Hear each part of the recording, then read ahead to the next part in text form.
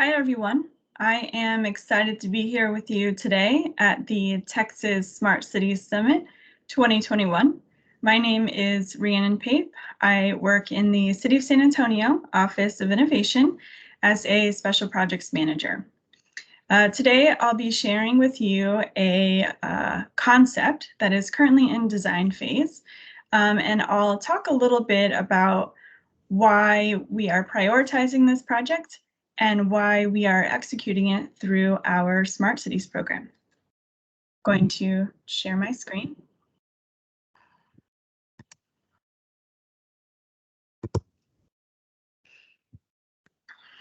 All right.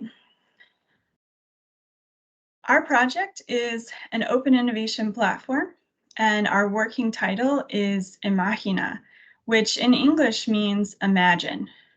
Our intent is to immediately evoke creativity and even a sense of ownership in imagining the future of our city. With our diverse community of 1.5 million people, it's important to us to create opportunities that capture the voices of our residents across our city. Over the past few years, our organization has prioritized evidence-based decisions and equitable policymaking, but there's still room for growth. Just as other cities do, we have communities throughout San Antonio that are underserved and unserved, and ensuring that our local government works for them is only the first step. The second step is to engage our residents in collaborative future building. This community engagement component becomes the foundation for our work. And lastly, we have learned that the best solutions come from those who have lived through the challenges. While the term democratizing innovation is becoming more and more trendy, our goal is simply to keep our residents at the center of every initiative that comes out of our office.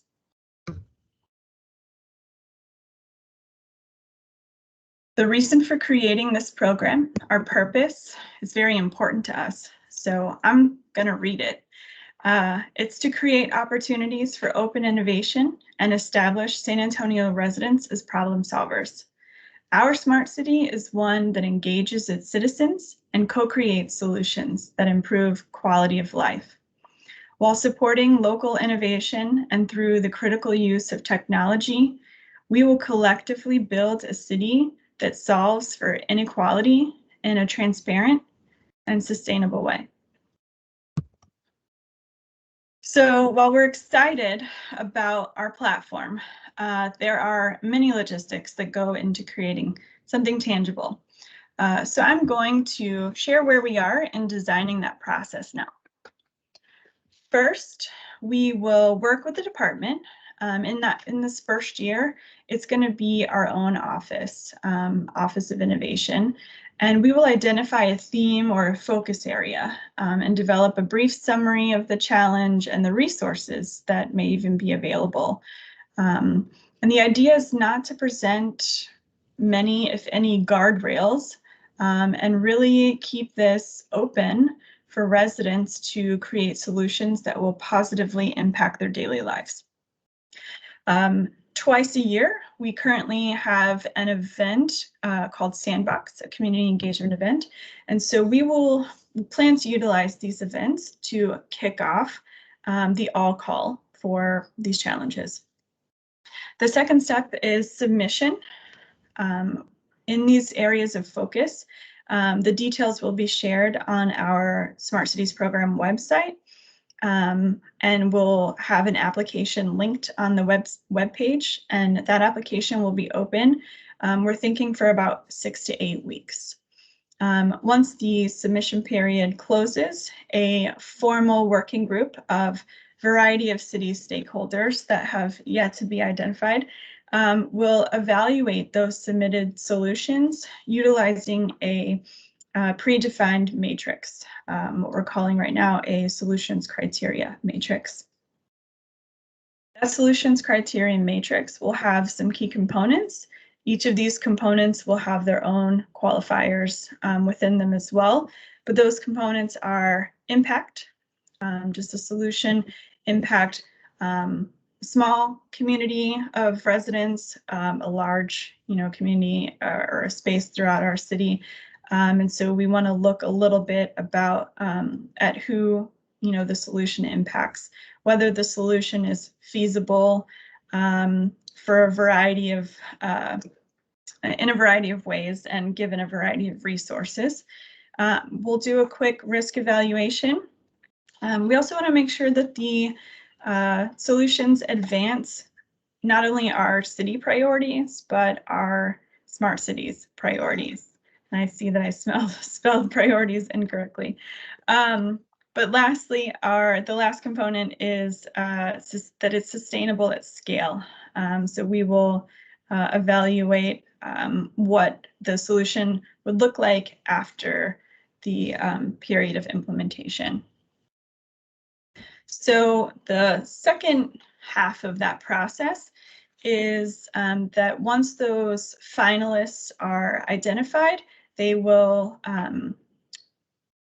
give a presentation of their project, which will include several components to include a proposed budget, and we will have an opportunity for them to participate in a Q&A session with our stakeholders. A winner will not be identified that day, but we're thinking about 2 weeks after, or no longer than 2 weeks after the presentation. And those finalists utilizing the matrix and in discussions with the stakeholder group, finalists will be scored. There will be one winner at 3 different award tiers. So those award tiers are going to have different monetary allocations. So we'll have a maximum of 6 awardees per year. Once moved forward, those awardees will then enter into a memorandum of agreement, which will offer some guidelines and tangible metrics throughout the life of the project. And that agreement will also allow us to finalize the plan and work together to execute the project. One exciting and key component of all of this is our approach to identifying innovation zones. We currently have 3 innovation zones designated throughout our city, but we know and have especially come to realize that those innovation zones are not necessarily representative of our diverse community. And so our thought is that we will expand the designation of our innovation zones by documenting where these projects are going to be implemented in what parts of our city. And we will designate those zones as open innovation zones. And we're very excited about what that looks like. So we have some key outcomes for this project. And as I mentioned, we're still in design phase. We've got a lot that we still need to build out, but what we really want to come from this project and this platform is to create a space for open, transparent, sustainable innovation throughout our city, not just in designated, the current designated innovation zones. We also want to not just capture residents' voices, but also to create opportunities for anyone in San Antonio to establish themselves as a problem solver. And we're hoping to set a standard for highlighting and valuing our residents as co-creators and subject matter experts. And lastly, especially given the pandemic, another term that we see more and more is collective resilience. But at the root of this term and what we're hoping to really capture is that we can proactively establish the links that will hold us together when we need it most. San Antonio is an amazing city, as yours is as well. We're hoping that this project helps us create more opportunities to improve the quality of lives for our residents.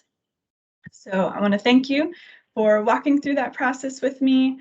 If you spot me around, it would be great to hear any projects that you have that are going on that are similar. Feel free to connect at any time as well. And I hope you have a great rest of your day.